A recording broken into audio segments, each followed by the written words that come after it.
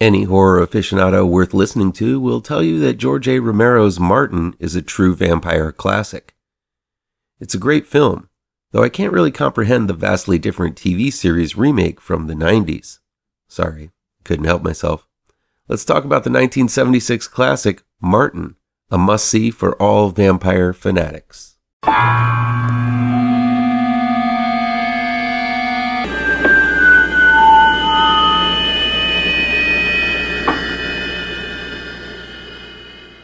Welcome back to ML Miller Frights. I'm ML Miller. Before we begin, please do me a favor and punch that like button down below, share this video with all of your social media addicted pals, click subscribe to this channel, and ring that bell for notifications. Martin was released in 1976. It's available to stream on Tubi and just had a 4K restoration released from Second Sight over in the UK. It's directed and written by George A. Romero. Romero tells an intimate tale of a troubled young man who may or may not be a vampire, though he does have visions of past lives where he lives out romanticized scenarios which are reminiscent of all of the old Hammer and Universal vampire films.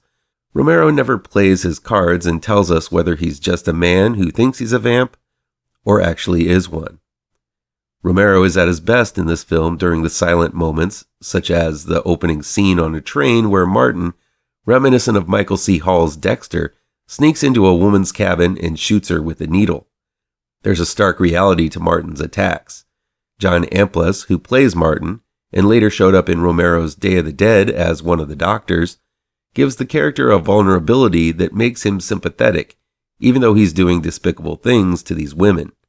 His pleadings with the women to just be calm and that they'll be asleep soon after poking them with a needle is both horrifying and sad. One of the women actually calls him a sick, sad rapist in that opening scene. Amplas does a fantastic job in these nervous moments, and though it's hard to sympathize with what looks to be a rape on screen, Romero and Amplas somehow make you root for Martin not to be caught. The vampire is only as good as his Van Helsing, and in Martin, there's a great one played by Lincoln Mazel, who seems to be wearing the same white suit we saw him sporting in The Amusement Park, one of Romero's more obscure films that was only recently released. Mazel plays Martin's uncle, who immediately recognizes Martin as a Nosferatu. It's somewhat comical the way his crazy uncle lobs accusations at Martin across the dinner table while eating celery sticks. The conflict between Martin and his uncle throughout the film escalates from laughable to deadly serious as Martin starts stalking his next victims in the neighborhood. Much like the awkward opening scene, Martin's night attack on a young woman he believes to be home alone turns out to be overly complex. This siege is by far the highlight of the film for me.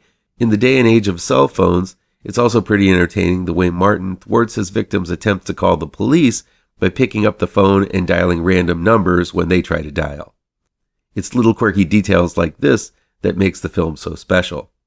All the way up to the sudden and explosive finale, Martin is thoroughly entertaining, though if you're looking for a thrill a minute, this might not be for you.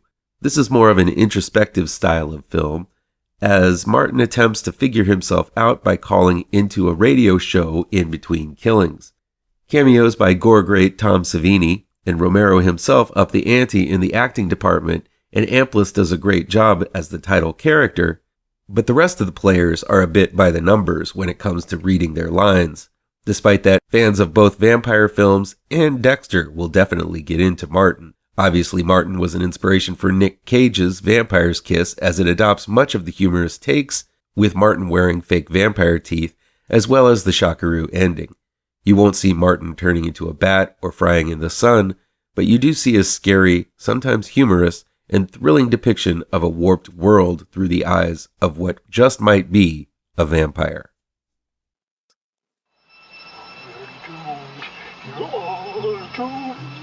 You're doomed to live the life you're meant to be,